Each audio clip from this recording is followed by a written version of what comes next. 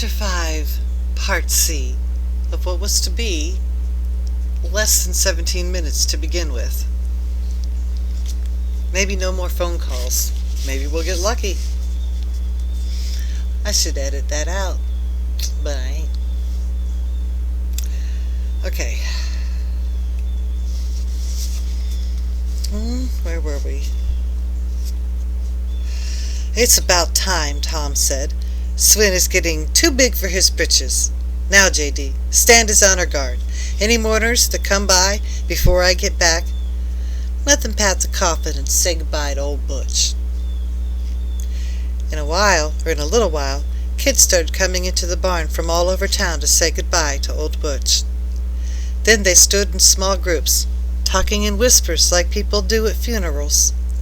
The band and everybody were there when Tom got back. Tom began rehearsing the band. It sounded so bad at first that our cow began to moo. Our team became restless, and Dusty began to neigh. But the band finally got it, so it didn't sound half bad. It was time for the funeral procession to begin. Basil and I pulled the hearse into the alley. Tom lined up the band behind us. The mourners fell in line, including Sven, who looked as if he'd wished he could find a hole and crawl into it. Tom gave the signal, and the band started playing Home Sweet Home as the procession began to move up the alley. Following Tom's instructions, Basil and I turned when we got to Main Street and led the way right down to the middle of Main Street with the band playing Home Sweet Home over and over again. I could see people coming out of stores and homes, and people on the sidewalks staring at us. Then I saw Papa come out of the advocate office. I thought some of the grown-ups might laugh and think it was ridiculous like Sven, but they didn't. When we got to the railroad tracks, I looked over my shoulder. Papa and about 100 adults had joined the funeral procession. You would have thought they were burying the mayor. When we reached the gravesite and stopped, the pallbearers placed the coffin in the grave. The band stopped playing. Then Tom stood beside the open grave, and I'd never seen his face so solemn. I will now deliver the eulogy for Old Butch, he said. If there ever lived a good dog, it was Old Butch. He loved everybody, and everybody loved him. We're all going to miss Old Butch, but those who will miss him the most are the kids, whose parents wouldn't let them have dog of their own. Old Butch took the place of the dogs they couldn't have, and now that Old Butch is gone, these kids are going to be mighty broken-hearted. What these parents don't realize is that a dog is a boy's first great love, except for his family. A family without a dog is like a house that is empty. Tom stood over and picked up a handful of dirt, which he sprinkled on the coffin in the grave.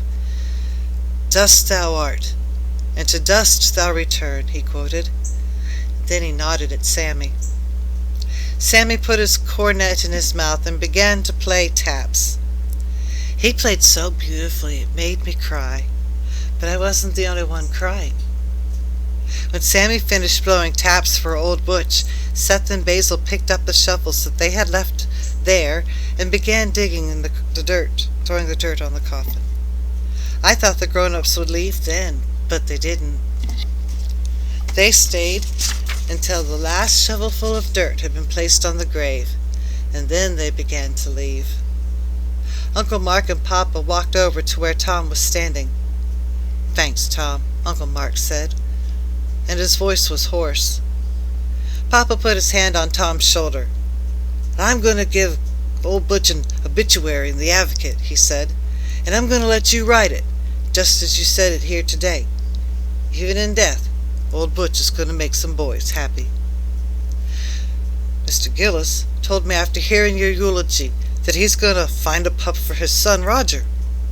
And there are others who heard your eulogy who will read the obituary in the Advocate, who will change their minds about their son's owning a dog. I'm proud of you, son. I shall return, maybe after dinner, with the last chapter in this story, which is The Ghost of Silverlode. Look at that. 119 to 142. That is at least another three-parter. Legitimately. This is not legitimate. Alright, talk to you later. Bye.